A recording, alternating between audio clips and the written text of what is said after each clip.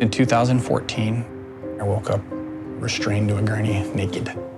I had an IV in my arm, so that hurt. I was wondering where my clothes were. I was wondering where I was. I was wretchedly embarrassed, felt ashamed. At that point, I was still very much suicidal, and I was like, oh my God, what have you done? I was an alcoholic, military sexual trauma PTSD soldier. And the world gets really small because all you can see is your pain. I felt like I had tried as hard as I could and that I was just never gonna get it right. And that I was just destined to be tortured forever until I died.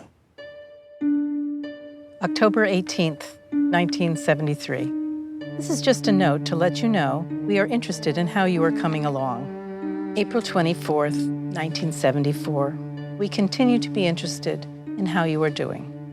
We want you to know that our interest in you continues. We hope that life is going well for you at this time. In the late 1960s, a San Francisco psychiatrist named Jerome Motto began an unusual experiment. He wanted to understand how to help people driven to suicide, and he recruited researcher Chrysula Asimos. To me, the whole idea of working with suicidal people was really new. I do recall thinking, oh my gosh, I'm going to talk to a lot of depressed and suicidal people all the time. Am I ready for this? Contrary to popular belief, people who threaten suicide do kill themselves. At the time, suicidal people were so misunderstood that the developing field created training videos to teach doctors and first responders what not to do. This isn't too bad, lady. Want to succeed, you better cut deeper next time.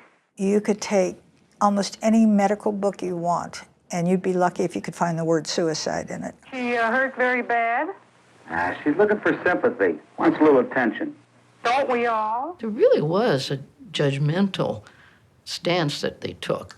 It's like what you've done is manipulative and it's not legitimate, and I really don't buy into your pain. Motto embarked on his study with a team of researchers that included his wife, Pat. Let's see what we have here. This is from the project. This one was mine. They fanned out across San Francisco to talk with over 3,000 patients hospitalized for depression and suicide. This is number 2,859. We each established a relationship with a patient in the hospital. Here's somebody who you're sharing the deepest pain and experience with. And then that person left, and we thought, oh, who knows what's going to happen after they leave? And so we're going to send a letter saying we just care. That's it. Jerry was in World War II, and he always had letters from home. They brought back that sense that, this will be over. War is hell, but there's somebody out there that cares. We wanted it brief.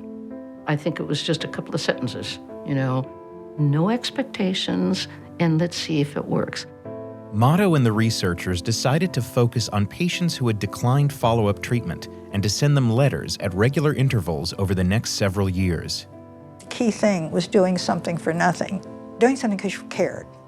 And I said, I don't know how you're going to get that across in a letter. I really didn't. And I wasn't overly enthusiastic. I guess I said, is that all you're going to do?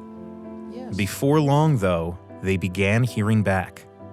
Please call me, I'm really down. Don't know what to do. I can't talk to anyone. And they were able to help some of the patients get back into treatment. But they hoped the letters might be doing something more. Every year, we'd go up to Sacramento to the vital statistics records. We wanted to look and see what the death records were like. That was very anxiety-provoking, looking at it and going, oh, don't, please don't have the names that I know on this. After Motto and the researchers scoured the records, they discovered something remarkable. The group of patients who had received the letters had about half the suicide rate as the control group who had not, in the first 2 years after leaving the hospital. The letters seemed to matter. It was pretty exciting. Yeah, it really was exciting. He was such a salesman about that, that the ties that bind are really what it makes, life. It's the essence of life itself. Motto published the results in 1976 and spread the word about caring letters at conferences afterwards. But the years passed, and then decades. We still, over the years, couldn't believe that nobody picked this up and did this. Why didn't anybody do this? All I remember is conversation about it just dwindled away. By the mid-2000s, a suicide crisis was emerging among American service members and veterans. David Luxton, a U.S. Air Force veteran and clinical psychologist, was hired by the Department of Defense to help find a solution. As he searched for ideas, he came across Motto. I will admit, when I was first reading the literature on this, reading Motto's work, I was a little skeptical. Something kind of intangible about this caring connection. For a field that had grown reliant on prescription drugs and finite 50-minute therapy sessions, the notion of sending letters to patients over time didn't quite fit. The blinders were on. That's not what people are looking for, and what they're looking for is the pill that'll do the same thing. To a hammer, everything's a nail. To them, everything is medication and treatment. And yet, as suicide rates continued to climb, it was clear to Luxton that they needed more tools. He kept returning to Motto's original study and a more detailed follow-up paper Motto and a colleague published in 2001. These caring letters actually reduce the rate of people dying by suicide. And that's been something that's few other studies have been able to show have been effective at doing with any kind of intervention. And so that requires some attention. Luxton and other researchers have been testing Motto's technique at military medical centers and VA facilities, but with a modern twist, using text messages and emails instead of letters. James Woolley took part in one study. The first one that I really remember was a couple months after I got out of the hospital. Hey James, how you doing? What's going on? And it was no big deal at the time. I was just like, oh yeah, they're sending me that email. Huh, great, don't need that. Woolley had spent 10 months on the inpatient unit in intensive therapy, and he was now sober. But as he moved from the VA hospital to a homeless shelter to a room he now rents in San Jose, he hit a rough patch. I was scared, lonely.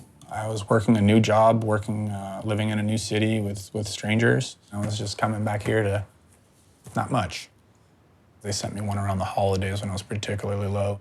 I opened up the email and I read it, and it made me feel better.